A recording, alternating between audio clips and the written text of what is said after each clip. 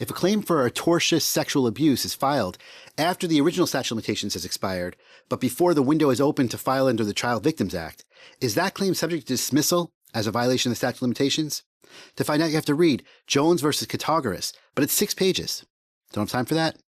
I've got you covered.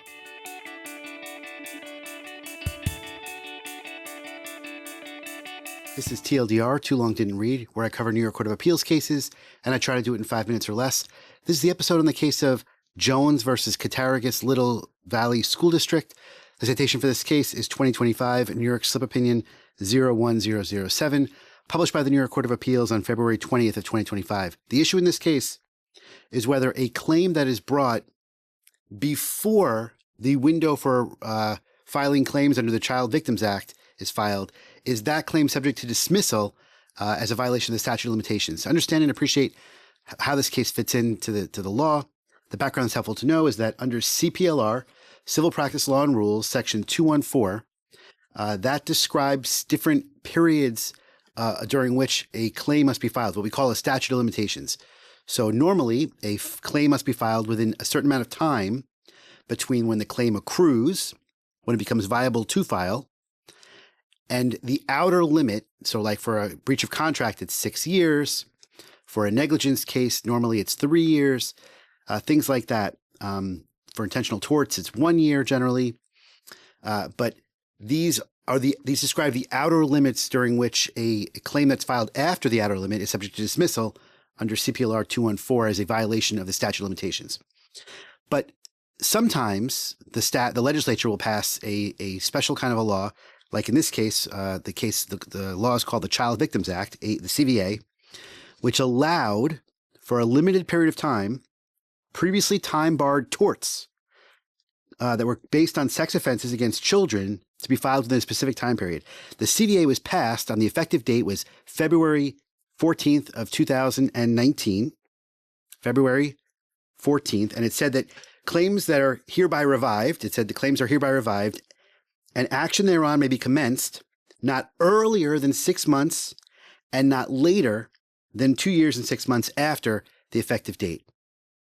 So that time period of not earlier than 6 months after and not later than 2 years and 6 months after, the window for when you can file those claims is undoubtedly, agreed by all, August 14th of 2019 to August 14th of 2021. That's the window during which the CVA allows previously time-barred claims to be filed, okay? But the law does not address what happens if a claim is filed in the gap between the effective date, February 14th, and that window opening, which is August 14th, and that's this case. So what are the facts in this case? The facts are the plaintiff was a student of the Cattaraugus-Little Val School District, and she claims that a teacher of that school district engaged in unlawful sexual contact with her around 2009-2010 while she was a 17-year-old student of that district.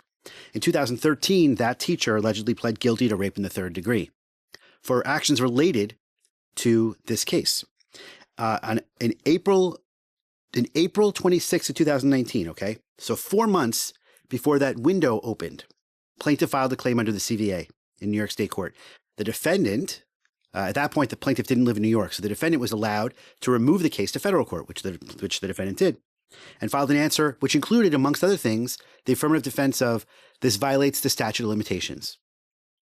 Over the next 28 months, the defense and the plaintiff engaged in discovery, deposition practice, medical authorization demands, motions, all those things. On September 3rd of 2021, so it's only like 3 weeks after the window closed, the defendant then moved for summary judgment on the grounds of statute of limitations and said, and by the way, at that point, the plaintiff is not allowed to refile because the window is closed according to the terms of the CVA. The defendant argued that it has to be dismissed because it was filed before the window opened under CPLR 214G, which is that CVA statute. The procedural history here is the district court, which is the federal court where the trials take place, where the motion was pending, dismissed it, said, you're right. The plaintiff filed it too early before it was allowed by CVA. This violates the statute of limitations. It's appealed to the Second Circuit Court of Appeals, which is the federal appellate level, And they don't know what the answer is. So they certify the question to the Court of Appeals. They say, we're not going to answer this for the New York Court of Appeals. They send it to the Court of Appeals and say, you answer the question. Here's the question. Does that 6-month waiting period between the effective date and that window opening of the period where your claim can be filed, is that establish a statute of limitations, a condition precedent to bringing a lawsuit, or something else? And here the holding from the Court of Appeals is they get that question and they say, they agree with the federal courts that it was revived as of the effective date. That revived the claim. That's the date at which it was revived. Okay. But the 6-month period is not a statute of limitations, is the holding by the Court of Appeals unanimously. The Court of Appeals says a statute of limitations specifically is a law that bars claims after a specified period. That's the definition of a statute of limitations. It's too late is what a statute of limitations means. So here, the claim was filed too early, not too late. It was revived as of the effective date, but it was too early for it to be filed in that window. So the 6-month waiting period was not a statute of limitations. It was allowing the courts and judges to be trained and prepared for this avalanche of cases that would be filed. So because the question merely asked them, is this a statute of limitations or a condition precedent? The Court of Appeals just says it's not a statute of limitations, because statute of limitations is for too late, not too early. And it's not a condition precedent. It's something else, but they didn't go into whatever else it was because they didn't have to. That was not the question before them from the certified question from the federal courts. So the claim is not a statute of limitations violation, and that's the holding from the case of Jones versus Cattaraugus-Little Valley School District. If you like what you just saw and want to see more just like it, please hit like or subscribe to let me know.